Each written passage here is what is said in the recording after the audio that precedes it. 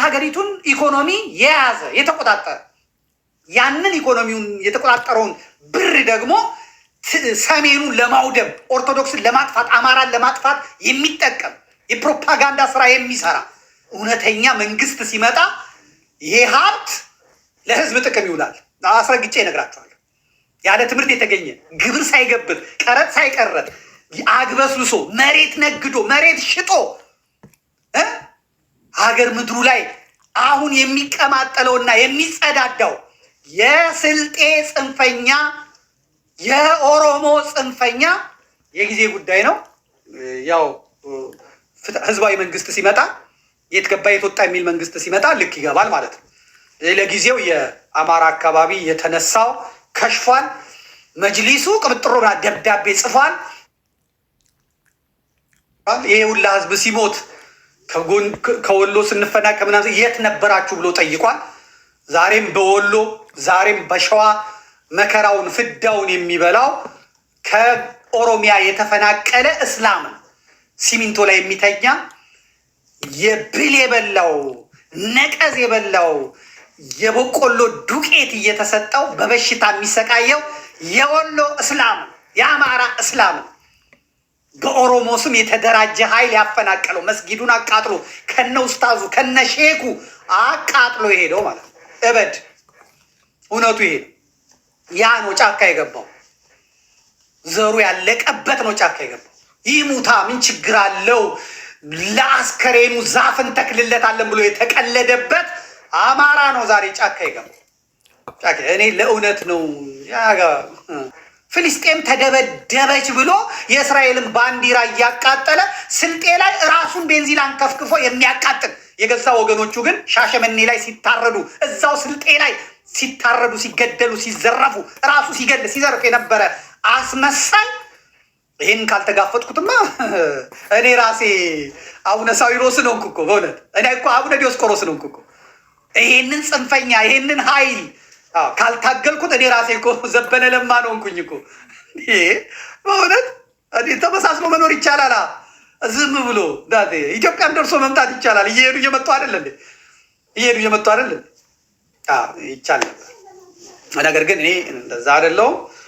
አንዳንዴ እንትን ማለት ስላለብኝ ነው እየተደማመጥን። ስለዚህ የወሎ መካነ ሰላሙ ፈርሷል፣ ወድቋል። አሁን አስረስ ዘመነን ሊያስመታ ቋምጧል። አሁን ራሱ ቀርጾ ራሱ ቆርጦ ራሱ ለሚዲያ ሰጥቷል። ምን ብሎ ለዘመነ እንደሚቆረቆር አድርጎ ይህ አጣላንም ነበረ። ማን መሪ ይሁን ሲባል እስቲ አምጣልኝ ያንን እባክህ ካለ ማን መሪ ይሁን ሲባል ግማሹ ዘመነ ይላል።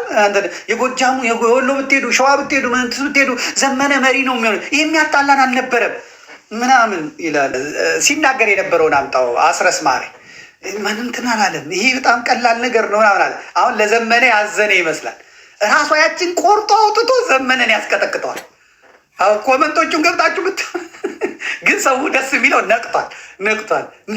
ለምን ይሄ እንዲወጣ ተፈለገ? ኤዲት መደረግ ይችላል። በካሜራን የተቀረጸው በምናምን የተቀረጸው ዘመነን ይወደዋል ዘመነን ያከብረዋል ምናምን ብሎ ነው አይደለም። ማክበር መውደድ አይደለም። እንዲህ አይነት ሴረኞች እንደዚህ አይነት ተንኮለኞች ይህን ስናገር አሁንም ይበሳቸዋሉ። ስሙት ይህን አፍቃሪ ወያኔ የአማራ ትግል ጠላፊ ከተፈራ ማሞ ጋር ሆነው ብልጽግና የአማራ ፋኖን የሚመታበትን ዱላ ያቀበሉ ናቸው እነዚህ። ቀጥል ስማው። የአማራ ፋኖ በሰብሳቢነት ወይ በሊቀመንበርነት ማን ምራው ነው? በጣም ቀላሉ ጥያቄ እናንተ ብቻ ምትመልሱት አይደል? ጎንደር ይደፋሉ ምታይ ጎንደር ይደፋሉ ምታይ ዘመነ ካሽ ነው። በጣም ሲምፕል ጥያቄ ማለት ካሉት ውስጥ ቀላሉ አድርገን ስንሰራ ቀላሉ ጥያቄ ነው። ለምን ምክንያት መደረግ ይችላል? አንድ ሺህ ምክንያት ለመጠለቅ ይችላል። አንድ ሺህ ምክንያት ግን ያን ላለመቀበል የሚመጣው ሰበብ በጣም ያሳዝናል። በጣም ያላቻ ይሄን ቀርጾ ያወጣው እሱ፣ ይሄን ቀርጾ የበተነው እሱ፣ ይሄን ቀርጾ የላከው እሱ ነው። የአፋባ አመራር ነው። የአፋባ ዘመነ ካሴን ጎንደሮች መርጠውታል፣ ወሎች መርጠውታል፣ ሸዋዎች መርጠውታል። መጀመሪያም እምቢ ያለው እሱ ራሱ እነ ዘመነ ሲጠይቁ እኮ የወከላችሁት እሱን ነው እና ውጅ ጥራ ብለነዋል። በላይ ሲደራረብ ፈረሰ። ሁለተኛ ጊዜም ዘመነን መረጡ። እራሱ ነው ተወክሎ ሄደው ኮሚቴ ውስጥ ያለው እሱ። እኔም የጠየቁት እሱ ነው። አንተው ራስህ አይደለ ወይ ዘመነ እንዳይመረጥ ያደረከው? ስለ ደጋግሜ ሰማዋለሁ አሁን ድረስ። አይ አይደለም አልተመቸኝም ነበር ምን አላለም። አሁን ሰራዊቱም እያስጨነቀን ነው ምን እያለን ነው እንደዚህ። አሁን ግን በቃ ዘመነ እኮ ከተመረጠ እኔን ይወደኛል፣ የትም ቦታ ይዞኝ ይሄዳል። ዘመነ ያለበት ቦታ እኔ አለሁ። አያችሁ፣ ዘመነ ከተመረጠም እሱ አለ፣ ዘመነ ከሞተም ጎጃምን እኔ መራዋለሁ ብሎ የጎጃምን ትግል አፈር ከደቼ እያበላ ያለ ሰው። እነዚህ ሰዎች በሚናገሩት ንግግር እንደ ድርጅት ተነጋግረው እንደ ተቋም መሄድ ሲገባቸው የፖለቲካል ካፒታሉን የሸጠ ኔትወርኩ የሚበላሽ የላከው የሚቆጣው የሚደመስሰው ስለሚመስለው ሚዲያ ላይ ካልወጣ ካላወራ ካልተናገረ ካለፈለፈ ምንም አይነት ማኒፌስቶ ያልተዘጋጀ ምንም አይነት ወረቀት ዶክመንት የሌለውን ድርጅት ልክ ዶክመንት እንዳለው ምን እንዳለው አድርጎ ያወራል። ስለዚህ አፋባዎች ይሄን ሰውዬ ተጠንቀቁት። አፋባዎች ጀነራል ተፈራ ማሞንም ከቻልክ ሽምቅ አዋጋ፣ ካልቻልክ አርፈህ ቁጭ በል ማለት ነው። ምክንያቱም ሸዋ የገባው ጸረ አማራው የትግሬው ሰለሞን ወልደ ገሪማ ያለው ሸዋ ነው። አማራን የሚጠየፈው ፋኖ ነኝ አሁን ፋኖን ደግፋለሁ ብሎ ሸዋ ነው ያለው።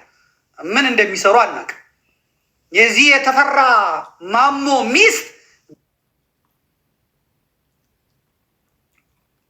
ጎጃምን ስትሰድብ፣ አማራን ስትሰድብ የሻዕቢያ ቅጥረኛ ሆና የኢሳያስ አፈወርቄን ፎቶ ቤቷ አስቀምጣ ስትሰግድ የነበረች እንዴትም ሚስቱ እንደሆነች እግዚአብሔር ይወቅ። እሱም ደግሞ ዘሬ ከተንቤንና ከኤርትራ ይመዘዛል ብሏል አሉ። እኔ አልሰማሁም። ስለዚህ የአማራን ትግል ለማጠልሸት የገባ መፍራት አያስፈልግም። ተነገራችሁ መድኃኒት አታገኙ፣ መፍትሄ አታገኙ፣ ፈውስ አታገኙ። ደፍረ እውነቱን ተናገር። ደፍረ ጀግኖች ሞልተዋል፣ ይወጣሉ። በግለሰብ ላይ አትንጠልጠል። አርበኛ ዘመነ ካሴ የአማራ ፋኖን ትግል የማይመራበት ዋናው ምክንያት አርበኛ ዘመነ ካሴ የጎጃምን ትግል መምራት ስላልቻለ፣